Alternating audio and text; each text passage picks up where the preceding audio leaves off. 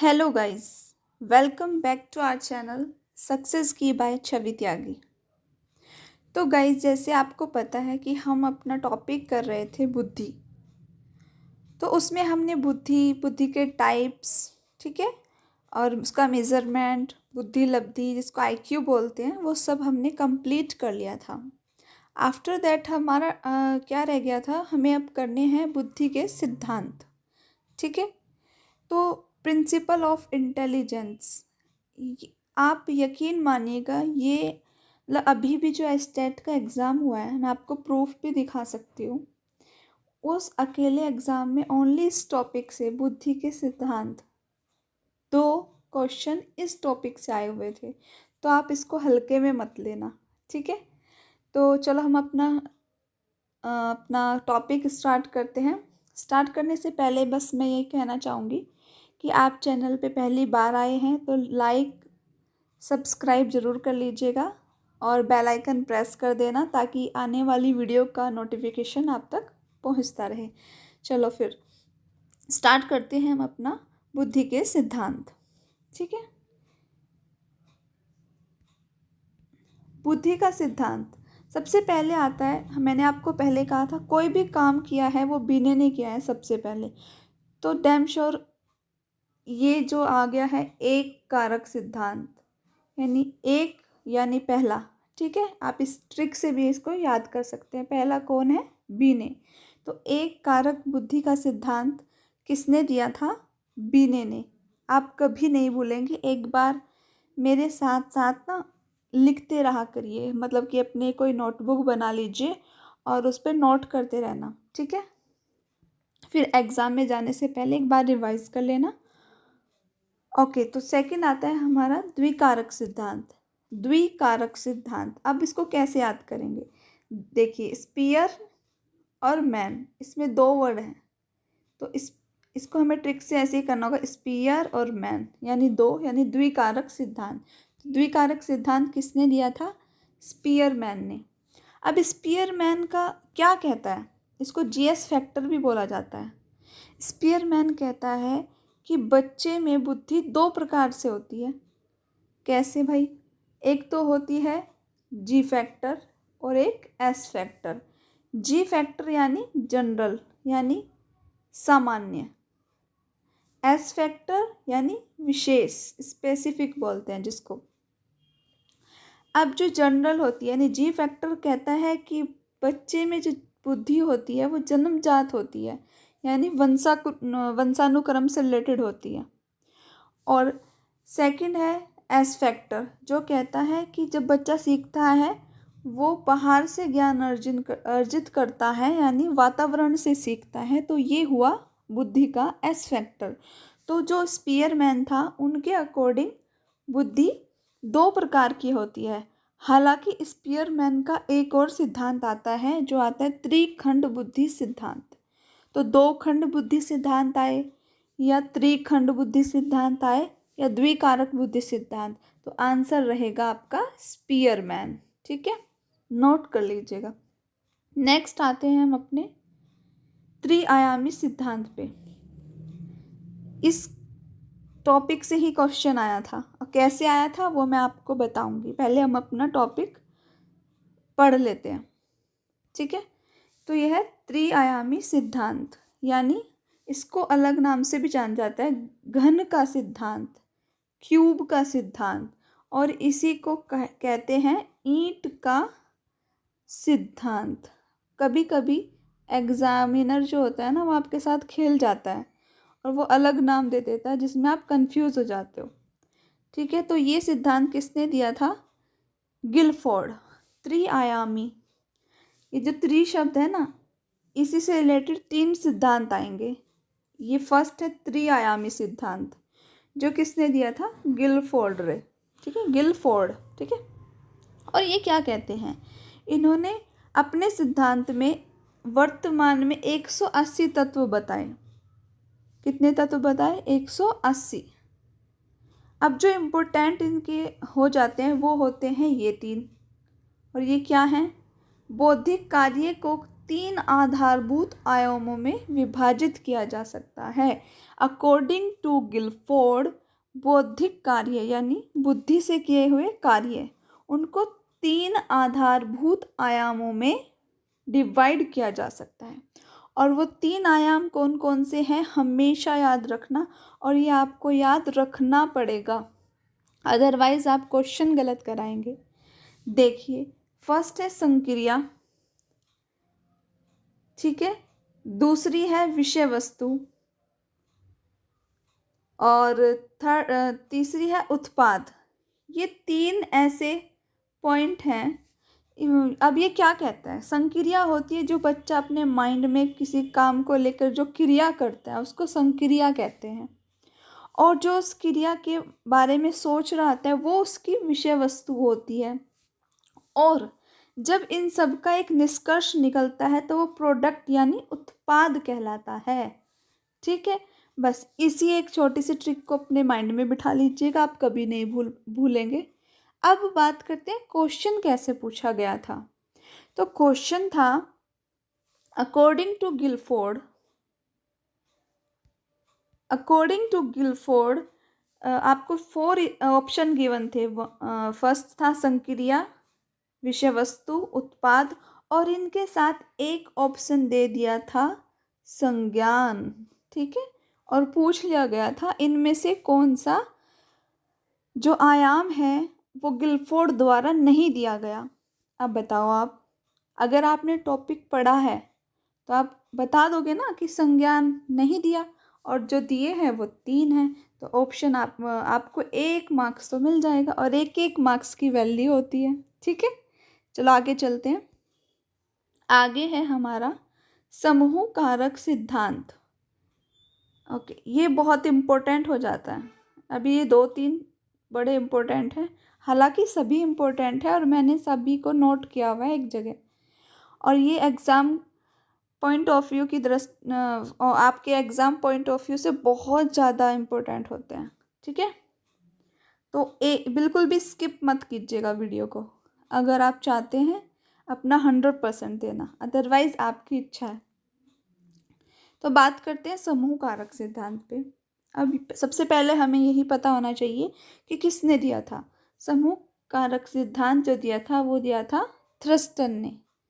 किसने दिया था? थ्रस्टन ने। एक सेकेंड। और थ्रस्टन जो थे वो अमेरिका के रहने वाले थे। कब दिया था ये कोई इम्पोर्टेंट नहीं है, तो उसको आपको करने की भी ज़रूरत नहीं है। अब थ्रस्टन जो कहता था, थ्रस्टन ने कहा था अनेक कारकों का विश्लेषण, जो थ्रस्टन थे उन्होंने अनेक कारकों का विश्लेषण करने के बाद निष्कर्ष निकाला कि 7 मानसिक योग्यताओं का समूह जो होता है वही बुद्धि है। यानी थ्रस्टन क्या कहता है कि जिसमें ये 7 है वो बच्चा इंटेलिजेंट है, और जिसके अंदर नहीं है वो इंटेलिजेंट नहीं है। अब ये 7 कौन कौन से कारक हैं वो भी पढ़ लेते हैं। जबकि हाँ, एक चीज़ आप और याद रखेंगे, थ्रस्टन ने ये भी कहा था कि जो बुद्धि है उसमें एक कारक प्रधान होता है। एक कारक प्रधान यानी इसको बोलते हैं प्राइमरी मेंटल एबिलिटी, इसको पीएम में बोलते हैं। क्या बोलते हैं? पीएम में। इसको बोलते हैं प्रधान, ये एक प्रधान कारक होता है। ठीक है, अब बात करते हैं 7 मानसिक योग्यताओं की। कौन कौन सी है? फर्स्ट है स्थानिक योग्यता, और मैंने आपको नहीं बताया, शायद अभी बता देती हूँ। जो स्थानिक योग्यता होती है यानी स्पैटिकल एबिलिटी, किस में पाई जाती है? जो स्थानों से रिलेटेड नॉलेज रखते हैं उनमें स्थानिक योग्यता पाई जाती है। ठीक है, सेकंड आती है प्रत्यक्षात्मक गति योग्यता, परसेप्चुअल एबिलिटी, जो देखकर बता दे सकते हैं, उन लोगों में ये वाली एबिलिटी पाई जाती है, प्रत्यक्षात्मक गति योग्यता। थर्ड आती है आंकिक योग्यता, जो नंबर से रिलेटेड होती है, वो क्या कहलाती है? आंकिक योग्यता कहलाती है। वाचिक योग्यता यानी बोलने से संबंधित होती है। आप समझ रहे होंगे, वैसे तो आप लोग इंटेलिजेंट हैं, आप पढ़ के भी बता सकते हैं। किससे संबंधित होती है भाई? ये भाषा से संबंधित होती है। ठीक है। शब्द प्रवाह योग्यता यानी वर्ड फ्लुएंसी, एक सेकेंड, वर्ड फ्लुएंसी एबिलिटी इसको बोलते हैं। 6 है स्मरण शक्ति योग्यता, यानी जिन बच्चों की मेमोरी, बहुत से होते हैं ना कि उनको सब कुछ याद रहता है, और कुछ बच्चे होते हैं अभी याद किया यार बस कल भूल गए तो ये वाली जो मेंटल एबिलिटी होती है वो कहलाती है स्मरण शक्ति योग्यता। 7th है हमारी तर्क शक्ति योग्यता, यानी जो तर्क वितर्क करते हैं, रीजनिंग से रिलेटेड होती है। रीजनिंग, इसको इंग्लिश में बोलते हैं रीजनिंग एबिलिटी, ठीक है। चलो फिर हम ये क्या कहते हैं, समूह कारक सिद्धांत। थर्स्टन साहब क्या कहते, क्या है ये कहते हैं कि जो ये सभी योग्यताएं हैं वो अलग नहीं है बल्कि एक साथ, यानी एक ग्रुप में मिलकर काम करती हैं, एक ग्रुप में, समूह में मिलकर काम करती हैं, ठीक है। जैसे आपको मैं एक एग्जांपल देती हूँ, ये देखिए, विज्ञान यदि प्रधान तत्व है, विज्ञान से मतलब साइंस, ये हमारा साइंस, ठीक है। मान लीजिए ये पीएम में है, प्रधान तत्व है, ठीक है। अब एक बात बताना आप मुझे, जो फिजिक्स है, केमिस्ट्री है और बायोलॉजी है, ये क्या है, ये इसके पार्ट्स हैं। ये क्या हम फिजिक्स को साइंस बोल सकते हैं? नहीं बोल सकते। फिजिक्स को हम साइंस नहीं बोल सकते। जब फिजिक्स, केमिस्ट्री और आपका बायोलॉजी तीनों मिलते हैं तब वो कहलाता है साइंस। अदरवाइज अलग अलग तो इनका कोई भी मतलब नहीं होता। ग्रुप में ही तो होते हैं, समूह में होते हैं। तो उसी टाइप से थ्रस्टन कहते हैं कि जो थ्रस्टन ने 7 ये जो पॉइंट दिए हैं उनके अकॉर्डिंग बुद्धि का एक समूह है, उन मानसिक योग्यताएं हैं ये 7, जो कि एक साथ मिलकर काम करती हैं, ठीक है। आई होप आपको क्लियर हो गया होगा। बस आपको इनको याद रखना है, उसके लिए आप एक बार इसका स्क्रीनशॉट ले लेना, ठीक है। ठीक है, अब हम नेक्स्ट टॉपिक पे चलते हैं अपने, एक सेकेंड, हाँ, नेक्स्ट है हमारा, ये बहुत इम्पोर्टेंट है भाई, इससे तो आपको ना सीटेट में 100% जरूर क्वेश्चन देखने को मिलेगा, हर बार आता है। ये है बहुबुद्धि सिद्धांत। बहुबुद्धि सिद्धांत हार्वर्ड गार्डनर ने दिया था। इसको मल्टीपल थ्योरी कहते हैं। जैसे थ्रस्टन ने क्या कहा कि बुद्धि समूह में काम करती है, थ्रस्टन ने समूह बोला। और गार्डनर क्या कहते हैं कि बच्चे में एक बुद्धि नहीं होती बल्कि बहुत सी बुद्धि होती है, यानी बहुबुद्धि सिद्धांत। तो आपको याद रखना है, समूह बुद्धि सिद्धांत थ्रस्टन ने दिया और बहुबुद्धि सिद्धांत गार्डनर ने दिया। गार्डनर के अकॉर्डिंग कितने प्रकार की बुद्धि होती है? 9 प्रकार की। अब ये क्वेश्चन आप देखो, मैं आपको बताती जा रही हूँ कि क्वेश्चन कैसे पूछता है। आपसे पूछ लेगा थ्रस्टन ने बुद्धि के कितने टाइप्स दिए, तो कितने दिए थ्रस्टन ने? 7। और गार्डनर ने कितने दिए? 9। गार्डनर का था बहुबुद्धि सिद्धांत और थ्रस्टन का था समूह बुद्धि सिद्धांत, ठीक है। तो हम आगे चलते हैं, इनको थोड़ा सा डिटेल में पढ़ेंगे। वैसे तो बहुत लेंथी टॉपिक है, लेकिन मैं शॉर्ट में आपके लिए लेके आई हूँ ताकि आपके एग्ज़ाम तक आप अपना सिलेबस कंप्लीट कर लें, ठीक है। तो ये है, फर्स्ट आता है भाषात्मक बुद्धि, सेकंड स्थानिक बुद्धि, फिर आती है अंतःवैयक्तिक बुद्धि और अंतवैयक्तिक बुद्धि, या इसको अंतर्वैयक्तिक बुद्धि भी बोलते हैं, संगीतज्ञ बुद्धि, तार्किक बुद्धि, शरीर गति की बुद्धि, प्रकृतिवादी बुद्धि, अस्तित्ववादी बुद्धि। इन सब को मिलाकर 9 टाइप होते हैं। अब ऐसे हमने पढ़ लिया, मज़ा तो नहीं आया ना। अब हम इनको थोड़ा सा देखो, हम इसको एक्सप्लेन करते हुए पढ़ेंगे। फर्स्ट हम पढ़ते हैं भाषात्मक। आपको याद रखना है भाषा यानी बोलने से संबंधित, वर्बल, ठीक है। अब जिन लोगों में ये बुद्धि होती है वो कौन होते हैं आपके अकॉर्डिंग? भाषात्मक, जैसे कवि। कवि बोलकर अपने शब्दों से, ठीक है, अपनी थिंकिंग जो होती है शब्दों के अकॉर्डिंग बताता है, लिंग्विस्टिक बोलते हैं इसको, ठीक है। अब आप समझ जाएंगे जिसमें इस टाइप की बुद्धि होगी, वो बोलने से संबंधित बुद्धि होगी, वो भाषात्मक बुद्धि में आएगा। आपको एक डेफिनेशन दे देगा और पूछेगा इसके अंदर कौन सी बुद्धि है, तो एक बार आप जब इन सबको पढ़ लेंगे आपको खुद ही पता चल जाएगा। सेकंड आती है हमारी स्थानिक बुद्धि, यानी जो स्थानों से संबंधित है। अब एक एग्जाम्पल इसका बहुत अच्छा एग्जाम्पल है आर्किटेक्चर। आर्किटेक्चर क्या होता है? जो बिल्डिंग्स बनाता है, यानी पहले तो वो जगह देखेगा ना कि यहाँ पे बन सकती है, और उसका मैप बनाएगा कि उसमें किस प्रकार की बिल्डिंग बनेगी, ठीक है। ये मैंने अपनी बिल्डिंग बना दी, जैसे मैं आर्किटेक्चर नहीं हूँ, ठीक है। तो आर्किटेक्चर के अंदर इसी टाइप की बुद्धि पाई जाती है। तो आप समझ गए भाषात्मक बुद्धि और स्थानिक बुद्धि। थर्ड और फोर्थ इनको एक साथ लेके चलेंगे। अब देखिए आप यहाँ पे अंतर्वैयक्तिक और अंतर्वैयक्तिक सेम सेम सही लग रहा है, तो हम इसको इंग्लिश में पढ़ेंगे, इंट्रा और इंटर। अब देखिए इंटर और इंट्रा में क्या डिफरेंस है? इंटर पर्सनल होती है, पर्सनल का मतलब समझ रहे ना, खुद से। तो इंट्रा होती है जो खुद से संबंधित होती है, आप से संबंधित होगी।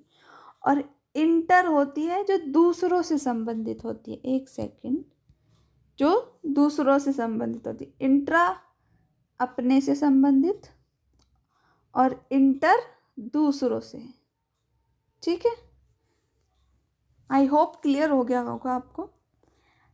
फोर्थ आती है हमारी संगीतज्ञ बुद्धि। ये तो आप भी समझ रहे होंगे, म्यूजिकल इंटेलिजेंस, जैसे कि लता मंगेशकर का एग्जाम्पल ले लीजिए, उनमें इसी टाइप की बुद्धि है। ठीक है। वैसे तो आप लोग बहुत इंटेलिजेंट हैं। सिक्स आता है हमारा तार्किक बुद्धि, यानी जो जोड़, आपको पता है कि जैसे जोड़ घटा गुना जो इनको अच्छे से कर लेते हैं। एक तो होता है हमारे जैसे भाई कर ली, और एक ऐसे आपने बोला अभी कि 40 मल्टीपल बाई 80 कितने, तो एक फटाक से आंसर दे दिया, तो वो वाली बुद्धि तार्किक बुद्धि, जो तर्क वितर्क से संबंधित होती है, ठीक है, वो इसी के अंदर आती है। सेवेंथ होती है हमारी शरीर गति की बुद्धि, जो शरीर में मूवमेंट करते हैं। जो डांसर होते हैं ना वो इसी के अंडर आते हैं, जैसे डांसर, क्रिकेटर, इसको बोलते हैं बॉडली काइनेस्थेटिक बुद्धि। हाँ, मैंने ये बॉडीली लिखा है। बॉडीली काइनेस्थेटिक बुद्धि जो होती है वो क्रिकेटर, ठीक है, और आपके डांसर, आप लिखते जाना, क्रिकेटर, डांसर, और क्या होगा, एथलेटिक, ठीक है, जो भी होते हैं उनके अंदर यही बुद्धि पाई जाती है। नेक्स्ट है प्रकृतिवादी बुद्धि। प्रकृतिवादी बुद्धि यानी जो आपके जैसे किसान होता है, उसके अंदर इसी प्रकार की बुद्धि होती है, प्रकृतिवादी बुद्धि। अस्तित्ववादी बुद्धि में आते हैं साधु संत लोग। साधु संत लोग इस टाइप की बुद्धि में आते हैं, ठीक है, जो आपका ज्योतिष होते हैं ना, हाथ देख के बता देते हैं बच्चा तेरे साथ ये होने वाला है, वही वाली। चलो, ये तो थे कुछ बुद्धि के इम्पोर्टेंट सिद्धांत, और कुछ और हैं जो हम सिर्फ उनके नाम ही पढ़ेंगे, क्योंकि वो उसके अंदर ऐसा कुछ नहीं है पढ़ने के लिए। बाकी हम कभी डिटेल में एक एक को भी लेके आएंगे। तो ये आपको थोड़ा कंफ्यूज भी करते हैं, मैं आपका कंफ्यूजन क्लियर कर देती हूँ। ये देखिए, त्रितंत्र सिद्धांत। त्रितंत्र सिद्धांत, अच्छा, हमने पीछे कौन सा पढ़ा था, किसी को याद है? त्रिआयामी, यहीं पे लिख देती हूँ, त्रिआयामी। त्रितंत्र, त्रिस्तरीय और त्रिआयामी, इन तीनों को मैंने एक साथ इसलिए लिखा है ताकि आपको कभी कंफ्यूजन ना हो। त्रितंत्र, तंत्र जो दिया था वो दिया था स्टर्नबर्ग ने, ठीक है। त्रिस्तरीय ये दिया था कैरोल ने। और त्रिआयामी हमने पढ़ा है, वो किसने दिया था बताओ? गिलफोर्ड ने। किसने दिया था? गिलफोर्ड ने।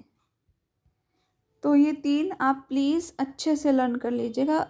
मैं तो यही कहूँगी आप स्क्रीनशॉट ले लो, अदरवाइज़ आप मुझसे नोट्स ले लेना, ये फ्री दूँगी, कोई कॉस्ट नहीं है, ठीक है, आप ले सकते हैं। ओके, तो ये है आपका बहुकारक सिद्धांत आता है। नेक्स्ट आपका बहुकारक सिद्धांत दिया था थॉर्नडाइक ने। अब जैसे मैंने पीछे पढ़ा दिया था आपको द्विकारक सिद्धांत स्पीयरमैन, जो बताता है जीएस फैक्टर। इसको जीएस फैक्टर भी ऐसे करके भी आपसे पूछा जाएगा। जीएस फैक्टर का थ्योरी जो थी वो किसने दी थी? स्पीयरमैन ने। और 3 खंड बुद्धि का भी स्पीयरमैन ने। तरल बुद्धि का सिद्धांत दिया था कैटल ने। अब कैटल होती है ना, उस केतली बोलते हैं, उसमें हम क्या डालते हैं? चाय डालते हैं। और चाय क्या होती है? लिक्विड होती है, यानी तरल होती है, ठीक है, इस तरह से याद कर लीजिएगा। आई होप फ्रेंड्स कि आपको वीडियो अच्छी लग रही होंगी और आपके लिए हेल्पफुल भी होंगी। ठीक है फ्रेंड्स, अगर आपको अच्छी लगी है तो प्लीज़ एक सब्सक्राइब तो बनता है और अपने फ्रेंड सर्कल में भी शेयर कर दीजिएगा। ओके।